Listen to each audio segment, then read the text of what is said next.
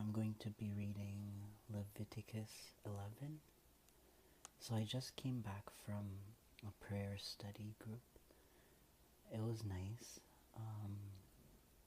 I met new people there, and they're mostly older people.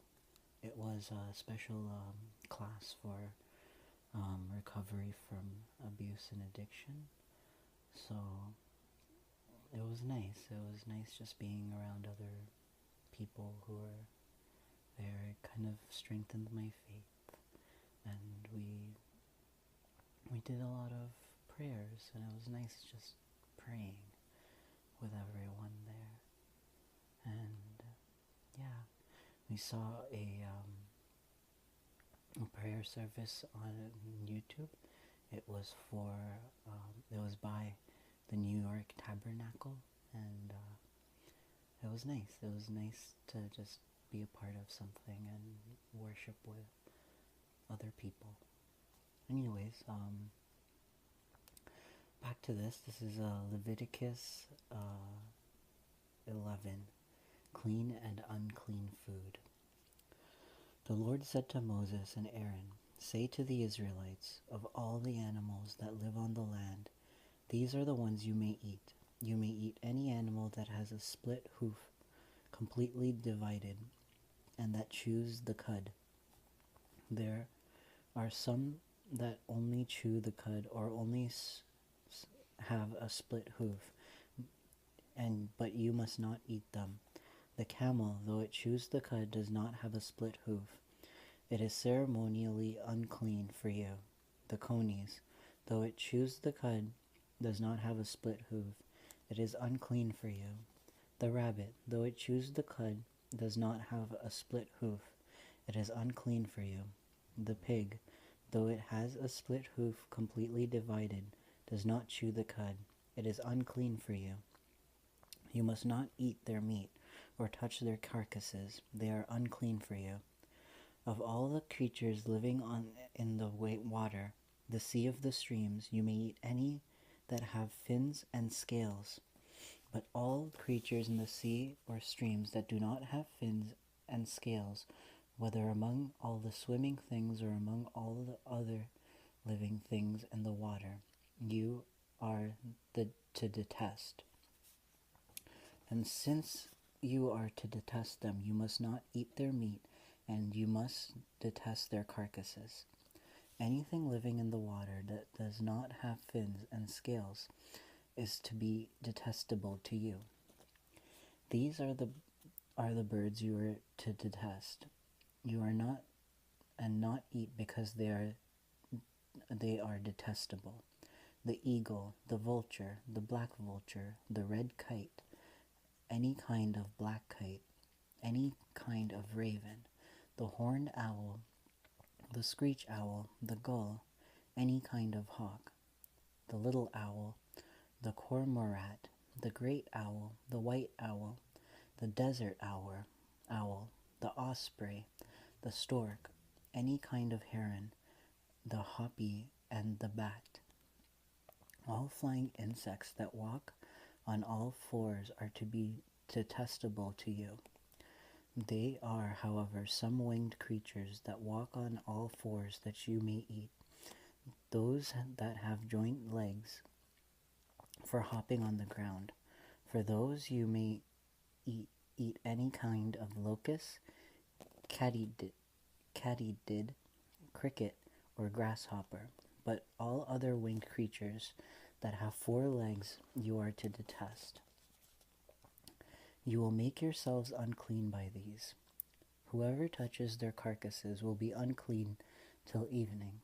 Whoever picks up one of their carcasses must wash his clothes, and he will be unclean till evening.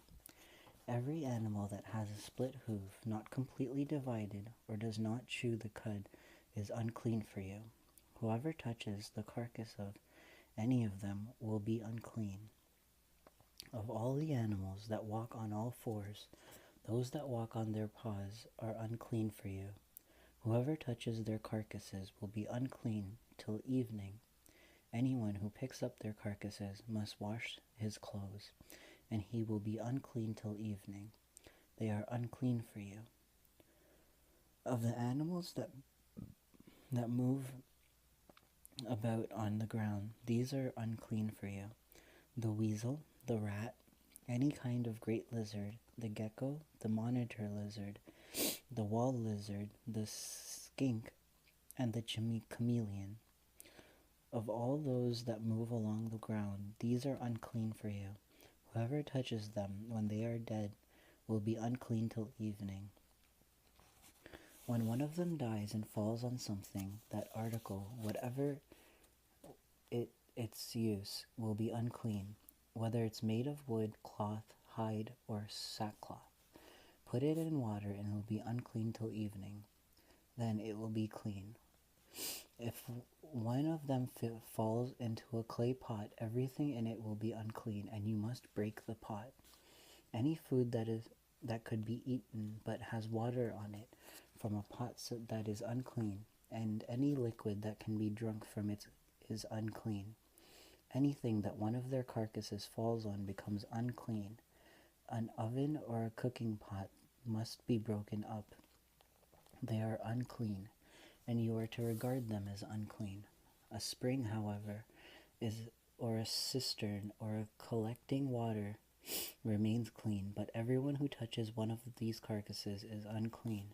If a carcass falls on any seeds that are to be planted, they remain clean, but if water has been on the seed and a carcass falls on it, it is unclean for you. If an animal that you are allowed to eat dies, anyone who touches the carcasses will be unclean till evening. Anyone who eats some of the carcasses must wash his clothes. He will be unclean till evening. Anyone who picks up the carcass must wash his clothes, and he will be unclean till evening. Every creature that moves about on the ground is detestable. It is not to be eaten.